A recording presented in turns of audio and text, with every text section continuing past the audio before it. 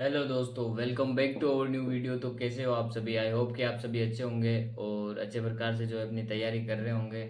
और जो भी मेरी तरह है अभी प्रैक्टिकल की डेट का इंतज़ार कर रहे हैं, जो कि हमारे तो बताया हुआ है कि 3 से 10 के बीच में है। ये मतलब मैं 2-3 वीडियो में बता चुका हूँ आपको और वीडियो बनाकर भी बता चुका हूँ कि प्रैक्टिकल कब से हो सकते हैं। जो बेसिकली सब जो कॉलेज में है 1 से 10 तारीख के बीच में है। तो अब हम बात करेंगे कि मतलब मैं किसकी तैयारी कर रहा हूँ अभी फ़िलहाल। और मतलब अपने को मतलब जो प्रैक्टिकल एग्ज़ाम सेमेस्टर है वो बीच में आते हैं अपनी पढ़ाई के बीच में, उनको क्या कैसे क्या कुछ करना है, मैनेज कैसे करना है।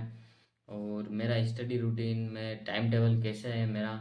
और जो भी मैं मतलब किससे पढ़ता हूँ, ऑनलाइन पढ़ता हूँ, ऑफलाइन पढ़ता हूँ, कोर्स परचेज़ किया हुआ है या कैसे पढ़ रहा हूँ, उसके बारे में बताऊँगा। और मैं आपको बताऊँगा कि मैं मतलब लास्ट टाइम में जो है प्रिपरेशन अभी 1-2 भर्तियाँ है जो मतलब सभी देंगे। लास्ट टाइम में अपने को क्या करना है और रीट मेंस के बारे में अपन बात करेंगे। तो ये वीडियो में चर्चा होने वाली है, तो वीडियो को एंड तक ज़रूर देखें। तो सबसे पहले मैं बात करता हूँ कि जो मैं हूँ वो किसकी तैयारी कर रहा हूँ। तो मैं जो हूँ अभी मतलब वैसे तो मैंने फॉर्म फिल लगभग सभी में किया हुआ है। मैं मतलब सभी में मतलब ऐसा है जो 12th पास आती है और जिसमें मतलब मेरे को लगता है मैं एलिजिबल हूँ और मतलब ठीक लगता है उसमें मैं फॉर्म फिल करता हूँ। तो सबसे पहले तो मैंने एक सेंट्रल का जो एग्ज़ाम है वो मैं आपको बताऊंगा नहीं, उसमें फॉर्म फिल किया हुआ है, जो कि मैं उसकी तैयारी जो है मतलब मेन उसकी तैयारी कर रहा हूँ। मेरा जो मेन फोकस है वो मतलब उसी पर है। क्योंकि मतलब अच्छी वैकेंसी है और अच्छा सब कुछ रहेगा आगे सिलेक्शन हो गया तो इसी तरह से जो है मैं एक सेंट्रल लेवल का जो एग्ज़ाम है उसकी तैयारी है वो मैं कर रहा हूँ। तो अब मैं आपको बताता हूँ और मैंने फोर्थ ग्रेड में भी फॉर्म फिल किया हुआ है, तो उसका भी देखना है। उसके लिए भी मैं मॉक टेस्ट एक टेस्ट सीरीज लेके आया था। अ, जो उसमें टेस्ट दे रहा हूँ वो मैं आगे बताऊँगा, वो मैं अलग से वही वीडियो बना के बता दूंगा। अभी तो मैंने एक टेस्ट ही दिया है और बाकी तो ऑनलाइन जो है क्वेश्चन देखे थे। बाकी मैं बता दूंगा आपको मेरे कितने कितने नंबर आ रहे हैं, वो कितना मेरा रह सकता है, मेरा होगा या नहीं होगा ये भी मैं बता दूंगा आपको एक नेक्स्ट वीडियो में। तो मैं अभी एक सेंट्रल लेवल के एग्ज़ाम की तैयारी कर रहा हूँ मेन तो, और उसके बाद जो है फोर्थ ग्रेड की तो सेंट्रल लेवल की वो मैं बताऊंगा नहीं पेपर उसका इस महीने में या अगले महीने में या उसके अगले महीने में, तीनों में कभी भी है वो बता नहीं सकता मैं अभी, क्योंकि उसमें मैं है होगा तो ही बताऊंगा, बाकी मैं नहीं बताऊंगा क्योंकि वो अलग से है, वैकेंसी बिल्कुल हटके है। तो आपको पता चले तो मतलब आप बहुत होंगे ऐसे जिन्होंने भी फॉर्म फिल किया होगा, पर मैं अभी बता नहीं रहा। वो ऑल इंडिया लेवल पर मतलब जो है वैकेंसी आई हुई है। और अब मैं बताता हूँ जो प्रैक्टिकल एग्ज़ाम है और सेमेस्टर एग्ज़ाम है, जैसे कि मतलब बहुत जो है मेरी तरह या सब लगभग सबका ऐसे ही होता है कि जो मतलब सेमेस्टर एग्ज़ाम जैसे ही पढ़ने बैठते हैं सेमेस्टर एग्ज़ाम आ जाएंगे थोड़े दिनों में, मतलब 1-2 महीने में, या उनके प्रैक्टिकल होंगे जो रेगुलर कर रहे हैं। और जो मैं मतलब जो है स्टडी जो अपना रूटीन है उसको मतलब क्या ब्रेक कर देते हैं और मतलब सही से जो है अपना जो स्टडी है वो हो नहीं पाती है, क्योंकि वो बीच बीच में परेशान करते हैं तो मतलब डिस्टर्ब हो ही जाते हैं।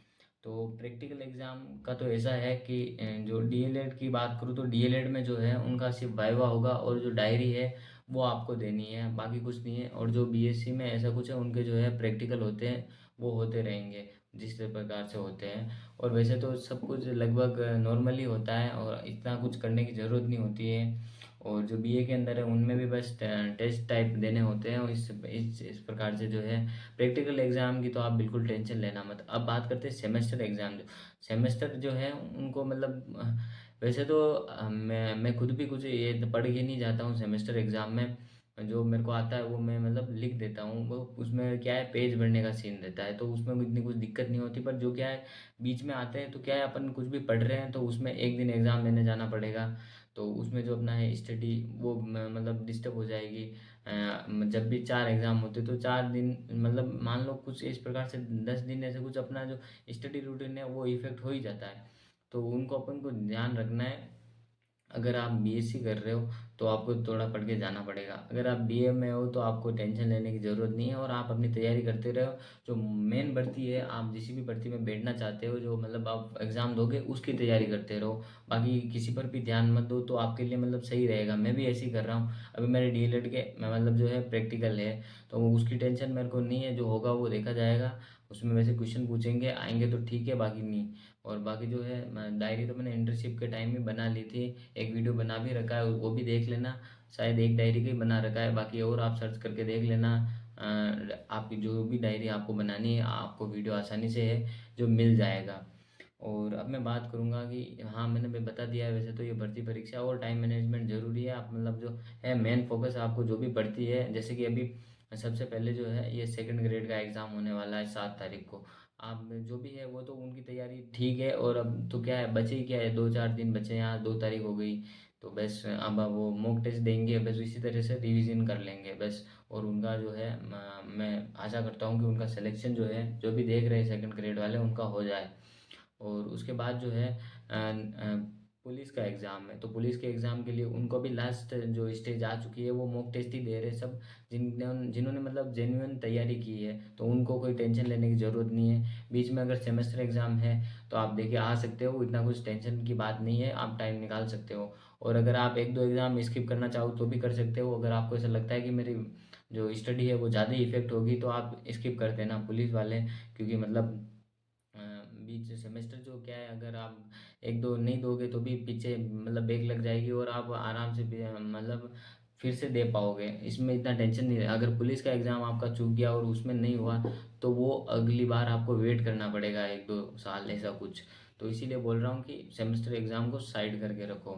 अगर आपको अच्छा टाइम है, आपकी तैयारी अच्छी है, आप जा सकते हो, 2-3-4-5 घंटे निकाल सकते हो, तो आराम से देख के आ सकते हो। बाकी आप देख लेना। बाकी जो है मेन जिनके फोर्थ सेमेस्टर है ऐसा कुछ, उनको तो अक्टूबर में एग्ज़ाम, उनको इतनी टेंशन नहीं है अभी। और अभी जो फिर बात आएगी फोर्थ ग्रेड की, तो फोर्थ ग्रेड भी सही है, क्योंकि मतलब वैकेंसी बड़ी आई हुई है और नॉर्मलाइजेशन का फॉर्मूला भी चेंज है। तो जैसे कि 53,000 के आसपास मतलब ऊपर पोस्ट है, तो उनको 6 भागों में डिवाइड कर दिया जाएगा, यानी कि 6 शिफ्ट में मतलब बराबर पोस्ट बांट दी जाएगी। उस हिसाब से जो है सबका सिलेक्शन होगा। जैसे कि जेल प्रेरी में होने वाला है, 10 गुना की जो लिस्ट आएगी उसके अंदर फर्स्ट और सेकंड शिफ्ट जो होगी, उन दोनों में मतलब बराबर 5-5 हज़ार कैंडिडेट को फिजिकल के लिए बुलाया जाएगा। तो ये अभी लिस्ट आने वाली है। आज क्या पता आज भी आ जाए। तो इस प्रकार से होगा। और फोर्थ ग्रेड में ऐसे होने वाला है, हर शिफ्ट की अलग मेरिट बनेगी और हर शिफ्ट का टॉपर भी अलग होगा। क्योंकि वैकेंसी ऐसे समझ लो कि आप एक वैकेंसी के अंदर जो 6 वैकेंसी है, मतलब 6 टाइप है, मतलब 6 प्रकार के बच्चे हैं, मतलब कैटेगरी के, मतलब जो 6 शिफ्ट में होंगे, तो 6 शिफ्ट की अलग कट ऑफ, 6 शिफ्ट के अलग टॉपर, 6 शिफ्ट से मतलब बराबर सिलेक्शन। इस प्रकार से होगा। क्योंकि जो जैसा कि जो है अपने पशु परिचर जो भर्ती है उसमें हुआ था, मतलब एक शिफ्ट से ज़्यादा सिलेक्शन हो गए। तो ऐसा अब की बार नहीं होगा सबके साथ, मतलब इस हिसाब से तो पहले वाला जो फॉर्मूला है उस हिसाब से तो ये तो सही है। तो आप बिल्कुल टेंशन मत लो। और अभी जो है आप अपनी तैयारी है वो करते रहो, और इन सब सेमेस्टर प्रैक्टिकल को सबको साइड करके रखो। मेरा बस यही कहना है। और अब मैं बताता हूँ मेरा स्टडी रूटीन कैसा है। तो मैं क्या करता हूँ, जैसे मेरे डीएलएड के हैं सेमेस्टर एग्ज़ाम में, मेरे को मतलब 1% भी उनकी टेंशन नहीं है। मेरे को मतलब बस उसी पे फोकस है जो मैं भर्ती की तैयारी कर रहा हूँ। जो भी हो गया, फोर्थ ग्रेड हो गया, जो वो मैंने बताया सेंट्रल लेवल की जो एक भर्ती है उसकी, तो मैं उसी पर फोकस है मेरा। मैं उसी के लिए पढ़ रहा हूँ। देखो ये अभी भी यही खुला हुआ है, उसके लिए मैं इंग्लिश भी आती है उसके अंदर, तो इंग्लिश भी मैं पढ़ रहा हूँ। ये देखो इंग्लिश भी खुली हुई है। मैंने सोचा वीडियो बना के बता दूँ, जो मेरे को दिक्कत हो रही वो क्या पता आपको भी हो रही हो, तो इसी से साथ आप रिलेट कर पाओ और कैसे क्या करना है आपको एक आइडिया हो जाए। तो बस यही है। इसी प्रकार से जो है अपनी तैयारी चलती रहेगी।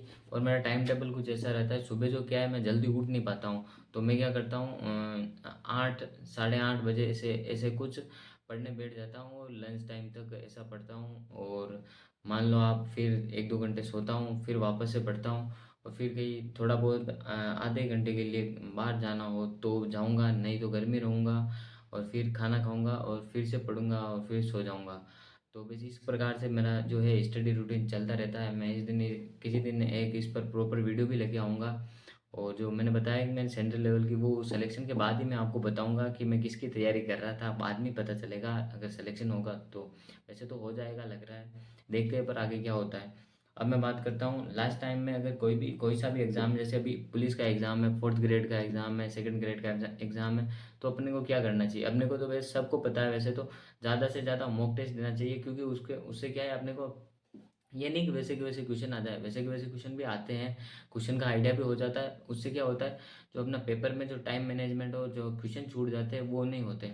आप जितने भी मतलब मॉक टेस्ट दो, उनमें क्या एक बात ध्यान रखनी है आपको, कि जो आप जितने भी, जैसे 3 घंटे का पेपर है, तो आपको ऐसा करना है, घर पे दे रहे हो उस मॉक टेस्ट में, कि आपको 15 से 20 मिनट पहले हो जाए, ऐसा ट्राई करने की कोशिश करनी है। क्योंकि वहाँ पे ना थोड़ा बहुत टाइम वो जो भी एग्जामिनर वो आते हैं, उन मतलब साइन करने में ना, ऐसे चेक करने में, मतलब ऐसे बार बार आते हैं, तो उनमें थोड़ा बहुत टाइम चला जाता है, और थोड़ा बहुत अपन सोचने में भी लगा देते हैं, ऐसा ऐसा कुछ होता है।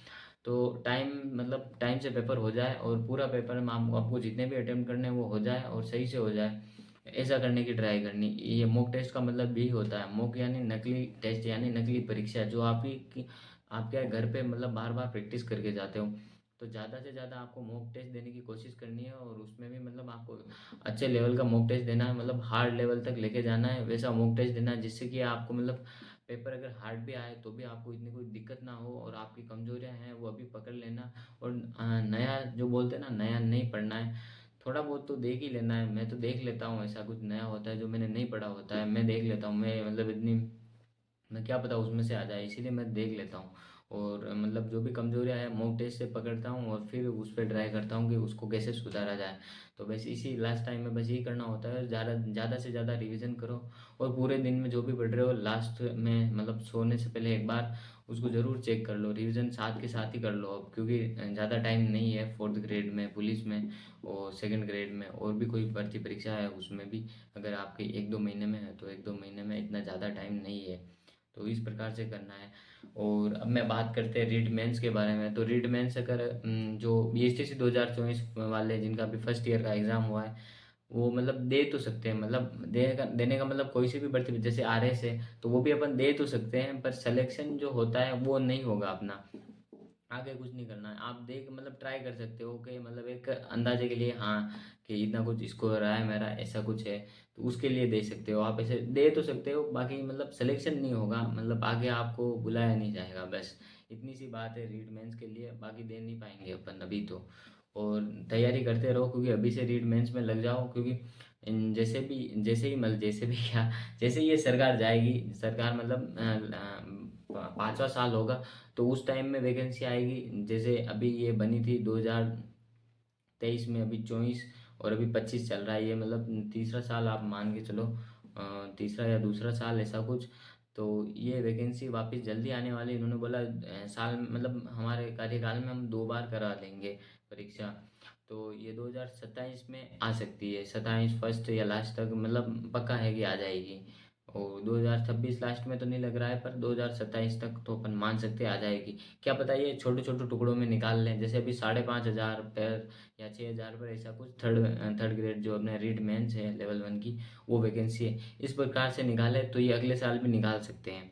क्योंकि मतलब कम कम पदों में निकालेंगे तो निकाल ही सकते हैं। बाकी एक साथ निकालेंगे तो जब चुनाव के टाइम होंगे, इनका कार्यकाल समाप्त हो रहा होगा, तब निकलेगी, ये बात आपको ध्यान रखनी। तो रीड मेंस के बारे में बस इतना ही था, और बस यही थी पूरी वीडियो, ऐसे ही बताना था। ये बेसिकली चैनल इसी के लिए है कि मैं मेरी स्टडी जो जोड़नी है वो मतलब यहाँ पे अपलोड करता हूँ, और बताता हूँ कि किस प्रकार मैं पढ़ता हूँ, और डीएलएड से जुड़ी मतलब जानकारी देता हूँ, और जो भी है एजुकेशन से रिलेटेड चीज़ें वो मैं बताने की कोशिश करता हूँ। बस यही थी पूरी वीडियो।